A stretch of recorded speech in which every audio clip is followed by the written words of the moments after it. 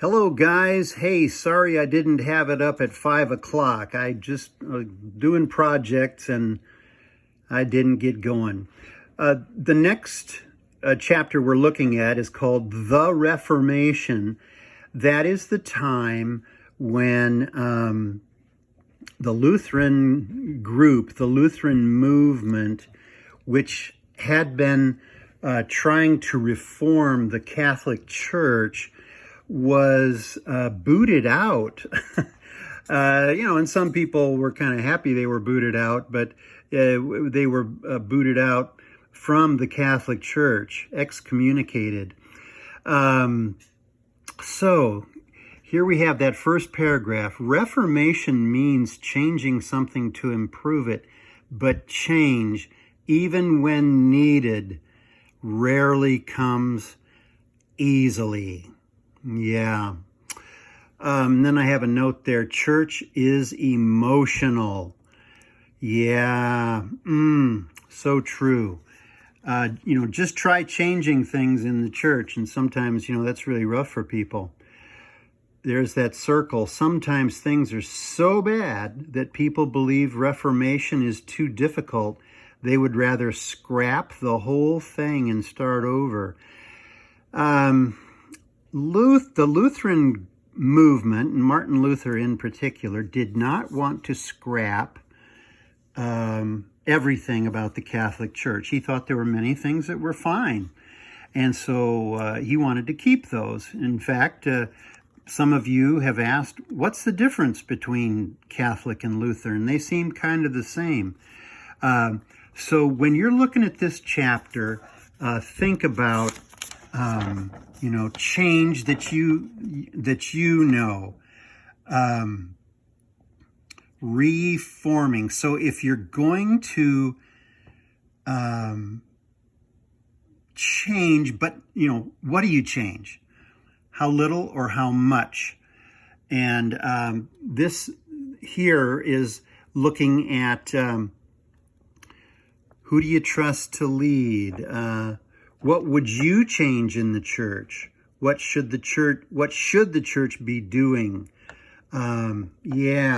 Okay, so if you were in charge, what would you change about the church? That's something to think about in our time. Reform, to make changes in order to improve something. Yeah. What's the slogan? Make America Great Again. It's kind of playing with this idea that things need to be changed. And of course, it implies that things aren't good right now. Okay, the next chapter is called The Reformers. And the thing to look at here is that, okay, here's Luther being celebrated with one of those New Year's Eve or Thanksgiving Day balloons. What you want to look at in this chapter is Luther wasn't the only one who was making changes. So we start out here with the Catholic Church, and then it goes through different people. Wycliffe, and in England, and Huss. Yeah, I think he was a Czech. Yeah, those guys they formed a kind of a branch off of the Catholic Church. Henry VIII, he broke away from the Catholic Church because he wanted to get a divorce. Of course, Luther, but he was not alone. There were others who also participated. A gentleman named Calvin led what became Presbyterian. Zwingli, well, a little bit more radical reformer, but he also, see how they're all breaking away from the Catholic Church. So you want to kind of familiarize with what led to Lutheran, Disciples of Christ, Baptist, Presbyterian, United Church of Christ. Do you know any friends who are members of those churches. Now, this is an interesting one here. Catholics are 30% of the people of the United States. Baptists, 16. Lutherans are only about 3.5.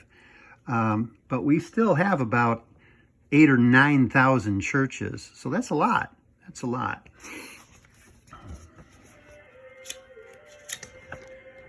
And then the final chapter, Lutheran confessions. Okay, so within the Lutheran Church, there came to be disagreements, and it took a long time for Lutherans themselves to figure out what they believed. What do Lutherans believe? And so they fought about it for 50 years.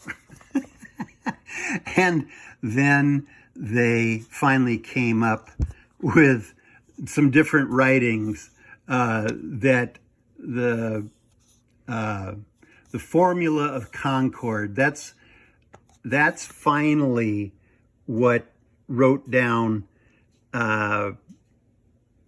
what Lutherans believed, where they had consensus. There was enough agreement. And then the Augsburg Confession, that's the one, 1530.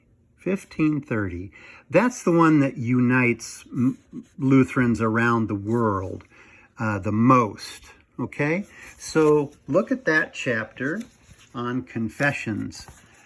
Okay, I am very sorry that I did not have this posted right at 5 o'clock. I was standing outside and I thought, oh no!